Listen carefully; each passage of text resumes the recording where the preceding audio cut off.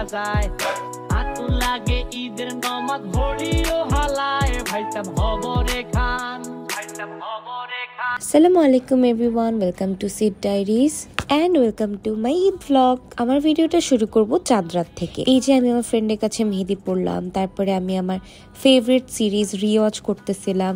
মানে stranger things যে আমি কতবার দেখছি, তবু এটা আমার এত বেশি পছন্দের যে আমি আবার রিওয়াচ করছি। তারপরে আমরা চলে গেলাম নানু বাসায় আমাদের গরুটা দেখতে। মানে ওকে দেখে আমার এত মায়া লাগতেছিল। আমার না এইটা এই জন্য একদমই ভালো লাগে না। আমি না কুরবানি দেওয়া একদমই দেখতে পারি না। মানে না দেখে খাই সেটাও মানা যায়, কিছু মনে হয় না, বাট দেখে খাইতে না খুব মায়া লাগে।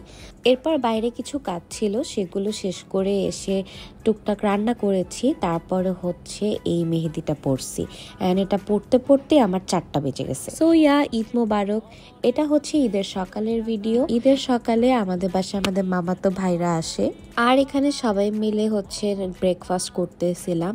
আর এই যে পুডিংটা আমি বানিয়েছি, আর সাথে হচ্ছে নুডলস বানিয়েছিলাম। সো আর আম্মুর তো স্পেশাল শ্যামাই ছিল। সো এগুলা হচ্ছে খাওয়া দাওয়া করলাম। আর ওই দিন বাপরে বাপ এত গরম ছিল, বাপরে বাপ। ওরে বাবা, গা পুড়ে গেল। ওরে গা পুড়ে গেল আর খালি নাচতে পারিছে। বন্ধ করে দি বাবা, এ তো তেজ। এসির মধ্যে আছে, শান্তি পায় না।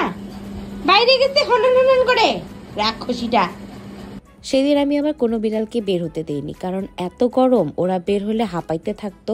যার কারণে সবাইকে রুমে বন্ধ করে ফ্যান এসি ছাড়ে রাখে দিছি, থাক তোরা আরামে থাক। আর লুনা তো একটা মুহূর্তের জন্য বের হয়নি। মানে ওকে আমি সারাটা দিনই বের করতে পারিনি। ও খালি একটু গেটের সামনে যাচ্ছে, যে দেখতেছে যে বাইরে গরম, আবার ঢুকে এসে ওর নিজের বিছানায় গিয়ে ঘুমায় যাচ্ছে। সো এই হচ্ছে গিয়ে আমার বিড়ালদের দশা। আর গরমের জন্য আমার ফার্স্টে একদমই সাজার ইচ্ছা করতেছিল না। পরে ভাবলাম এত সুন্দর একটা ড্রেস পরছি, কেন সাজবো না, না সাজলে কেমন দেখায়।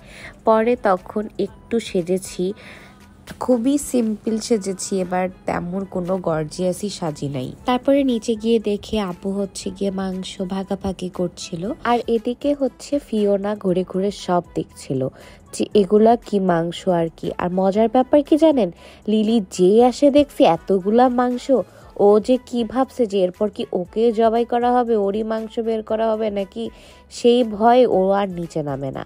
মুয়েজ্জাও আসছে, সবাই আসছে, হ্যারি, লুনা সবাই এসে দেখে গেছে, বাট আমার লিলিকে আনাইতে পারিনি। তো এখানে হচ্ছে মাংস দিয়ে খাচ্ছিলাম ভাত, আর আমাদের মাংস তখনও রান্নাই হয়নি। পরে হচ্ছে গিয়ে আমি নানি বাসা থেকে যে মাংসটা পাঠিয়েছিল সেটা দিয়ে তৃপ্তি করে ভাত খাইলাম। মানে এই যে কুরবানির মাংস দিয়ে ভাত খাইতে আসলেই মজা লাগে, জানি না কেন। যদিও কুরবানি দেখতে ভালো লাগে না, বাট এই জিনিসটা খাইতে কিন্তু সবারই ভালো লাগে। তো এভাবেই তৃপ্তি সহকারে মাংস দিয়ে ভাত খেলাম। এগুলা কি দেখছো? হ্যাঁ, মাও করতেছে এগুলা, তো ভাল লাগে নাই? ওর বাবা ভাল লাগে না এগুলা, মা এগুলা নাও করে দিচ্ছে ওকে। এরপর একটু ড্রিঙ্কস নিয়ে আসলাম, ঠান্ডা ঠান্ডা ড্রিঙ্কস এনজয় করতেছিলাম এই গরমের সময়। তারপরে আব্বুকে একটু বলে বলে চলে গেলাম ছাদে, যে ছাদে আমাকে কয়েকটা অ্যাটলিস্ট ছবি তুলে দাও, আমি এত কষ্ট করে সাজছি, একটু সাজাটা সার্থক হোক, নাহলে খুবই বাজে যাচ্ছিল দিনটা। আমার কোনো কাজিনই ছিল না যে হচ্ছে আমাকে ছবি তুলে দিবে বা ওদের সাথে মজা করব। সো খুবই বোর হচ্ছিলাম, মানে এইটা আমার এতটা বোরিং যাবে। তো আমার পার্সোনাল ফটোগ্রাফার আমার আব্বু আমাকে অনেক সুন্দর সুন্দর video clips and pictures click করে দেয়। এরপরে আর কি একটু রিল্যাক্স করে আরাম করে শুয়ে শুয়ে আমি নেটফ্লিক্সে সিরিজ দেখতেছিলাম। প্রতিবার কাজিনদের সাথে বের হওয়া হয়, বাট এবার সবাই ব্যস্ত ছিল, কেউই মানে সেভাবে ছিল না, যার কারণে বোর লাগছিল। কি করব ভাবে পাচ্ছিলাম না, দেখে একটু বসে বসে সিরিজ দেখলাম। এরপরে ভাবলাম আমার যে বাসায় 12টা বাচ্চা আছে ওদের সাথে একটু ছবি তুলি, অনেক দিন ধরে তুলি নাই, তো সবাইকে নিয়ে তো আর ভিডিও করা পসিবল না। সো আমি কয়েকজনকে নিয়ে আর কি ভিডিও ক্লিপস বানাইছি। কুবায় যাচ্ছ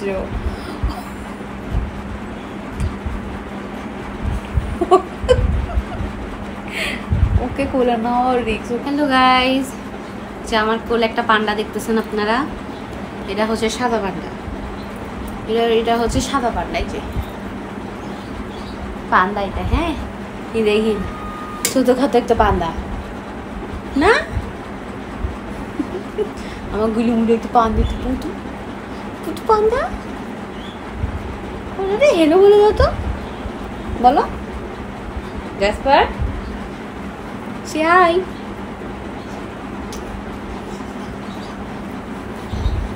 পান্ডাই তো আমার, পান্ডাই তো দেখেন, হোয়াইট পান্ডা দেখছেন কখনো? এই যে জিন্দা জলজান্ত জিন্দা হোয়াইট পান্ডা, এটা আমার মাশাআল্লাহ। তু তু তু তু তু। হ্যাঁ ঈদ মোবারক বলো তো, বলো। বলতে পারো না, বলতে পারো, মাও করে দাও, ঈদ মোবারক বলছো। এই ঈদে মেনলি কোথাও ঘোরা তো হয় না, বাট রাতে করে নানি বাসায় অবশ্যই যাওয়া হয়। সো আমরা সবাই চলে গেলাম নানি বাড়িতে। অ্যান্ড নানি বাড়িতে গিয়ে তখন একটু মনটা ভাল লাগতেছিল, সবাই মিলে গল্প করলাম, খুব মজা করলাম, আড্ডা দিচ্ছিলাম সবাই মিলে, অনেক হাসাহাসি, অনেক গল্প হচ্ছিল।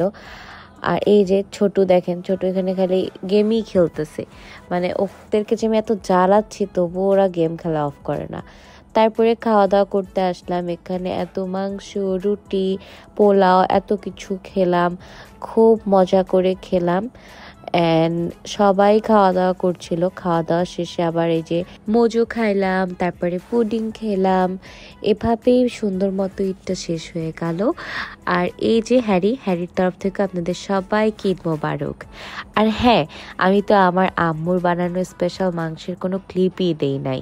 সো এই যে এগুলা হচ্ছে আমার আম্মুর হাতের স্পেশাল মাংসের ক্লিপ, মানে দেখেই কি লোভনীয় লাগছে না?